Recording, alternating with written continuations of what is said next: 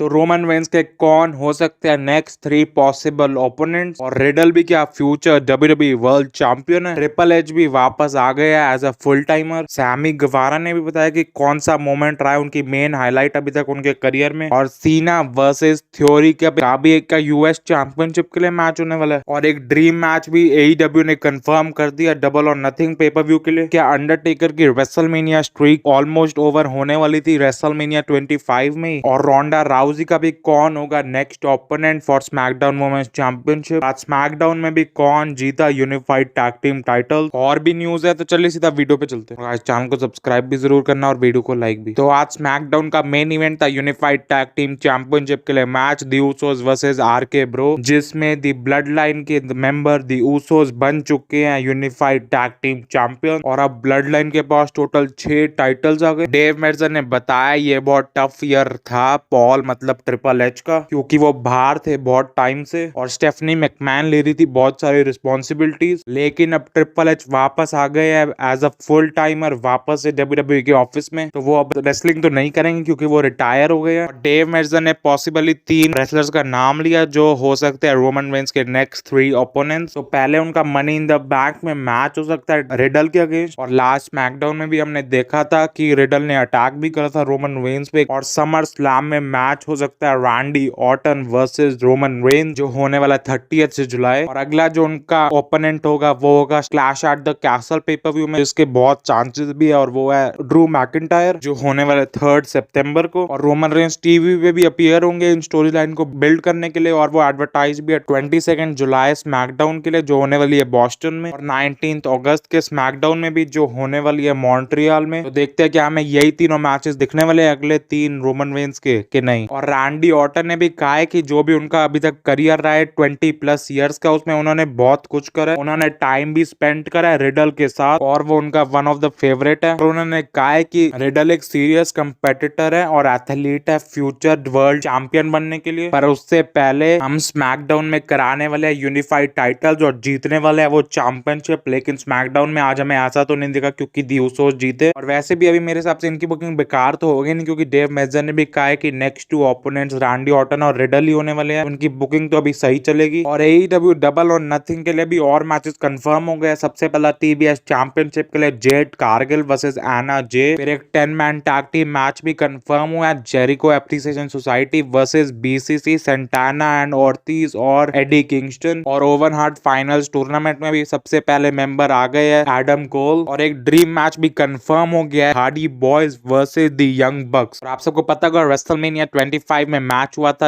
Undertaker versus Shawn Michael, जिनके जो referee थे उन्होंने भी कहा है कि जब उन्होंने काउंट करी थी, जब अंडरटेकर ने डाइव मार दी थी उसके बाद वो एक शूट काउंट थी, क्योंकि जो भी अंडरटेकर से उन्हें इंस्ट्रक्शन मिला था वो मिला था कि अगर मैं नहीं उठ पाया 10 काउंट तक तो तुम काउंट आउट कर लेना और मैं हार जाऊंगा वो मैच। और वो बहुत क्लोज भी आए थे अंडरटेकर को काउंट आउट करने, लेकिन फिर उन्होंने काउंट आउट ड्रॉ करना स्टार्ट करा उस रेसलमेनिया की ऑडियंस 75,000 पीपल के साथ, क्योंकि वो स्टिल सेल कर रहे थे अपनी। फिर उन्होंने ज्यादा देर तक काउंट को खींचा, फिर वो देख रहे थे अंडरटेकर की तरफ, और उनका कॉन्टैक्ट 9 काउंट तक एक बार भी नहीं हुआ। और फिर उसी टाइम अंडरटेकर अंदर आ गए थे, तो उन्होंने बताया स्ट्रीक ऑलमोस्ट एंड हो गई थी रेसलमेनिया 25 में। अंडरटेकर कंकस्ड हो गए थे और उनकी कॉलर बोन भी ब्रोक हो गई थी और उनकी रिंग फिंगर भी। डेव मेडसन ने बताया कि उन्होंने सुना था साशा बैंक्स और नाओमी नए कॉन्ट्रैक्ट की नेगोशिएशंस कर रहे थे, और उनके हिसाब से साशा बैंक्स और नाओमी का कॉन्ट्रैक्ट बहुत ही जल्दी एंड होने वाला है अगले 2 महीने के अंदर। तो देखते हैं क्या साशा बैंक्स और नाओमी फिर से रिसाइन हो पाती है WWE के साथ के उनको WWE निकाल दे। और कुछ मैचेस स्ट्रांगली पुश्ड हो रहे थे रोंडा राउजी के आगे, और उनके लिए एक न्यू ओपोनेंट ढूंढा जाएगा जब तक नाओमी और साशा बैंक्स नहीं आती। WWE की अब पिकिंग्स बहुत ही कम हो गई है, उनको पिक करना पड़ेगा नटालिया या Shayna Baszler, top contender for SmackDown women's championship match. और नटालिया दोस्त भी है रोंडा राउजी की, तो इनका एक हमें अच्छा मैच दिख सकता है हेल इन अ सेल पेपर व्यू में। और अगर बेजलर आ जाती है तो ये एक ड्रीम मैच भी हो सकता है, क्योंकि वो दोनों भी बहुत ही गुड फ्रेंड्स है। तो देखते हैं कौन होता है स्मैकडाउन वुमेन्स चैंपियन रोंडा राउजी का न्यू ओपोनेंट। ऑस्टिन थ्योरी ने भी कहा कि ये बहुत क्रेजी है कि जो पर्सन उनको लाया था WWE में, उससे पहले तो वो इंटरेस्टेड नहीं थे बिल्कुल भी स्पोर्ट्स एंटरटेनमेंट में, पर वो अटैच हो गए थे जॉन सीना के कैरेक्टर के साथ, और इसने उन्हें मोटिवेट करा। फिर उन्होंने कहा ये WWE है, यहाँ पे कभी भी कुछ भी हो सकता है, और उनके अंदर फीलिंग है कि John Cena versus Austin theory match हो सकता है बहुत ही जल्द। और ऑस्टिन थ्योरी को भी अल्टीमेटली चाहिए है जॉन सीना के against match for US championship. देखते हैं जब जॉन सीना रिटर्न करते हैं तो उनकी ऑस्टिन थ्योरी के साथ ही फ्यूड होती है या किसी और के साथ। और AEW डायनामाइट के लिए अभी तक कंफर्म हुआ सीएम पंक और एडम हैंगमैन पेज का face off, Wardlow versus Shawn Spears जिसमें स्पेशल गेस्ट रेफरी होंगे MJF, एक steel cage match, Toni Storm versus Britt Baker Owen Hart women's tournament का semifinal, Samoa Joe versus Kyle O'Reilly, ये भी Owen Hart tournaments का semifinals है और finals में पहुंच चुके हैं एडम कोल। देखते हैं कि अगर काइलो राइली जीतते हैं तो Adam Cole versus Kyle O'Reilly हमें मैच दिखेगा डबल और नथिंग में। और FTR versus Roppongi Vice for ROH tag team titles. और एक और मैच कंफर्म हुआ है Jungle Boy versus Swerve Strickland versus Ricky Starks. और सैमी गवारा ने भी कहा है कि उनके करियर में भी बहुत सारी सही चीजें हुई है, जैसे गोल्फ कार्ट वाला moment, super kick by Matt Jackson, stadium stampede match, blood and gut, Miro को हराना, और उनके पास मोमेंट आफ्टर मोमेंट आए AEW में। पर उनकी जो मेन हाईलाइट थी वो थी रिलेशनशिप विद टाई कॉन्टी। तो ये बताया सैमी गवारा ने उनकी हाईलाइट पूरे AEW करियर में।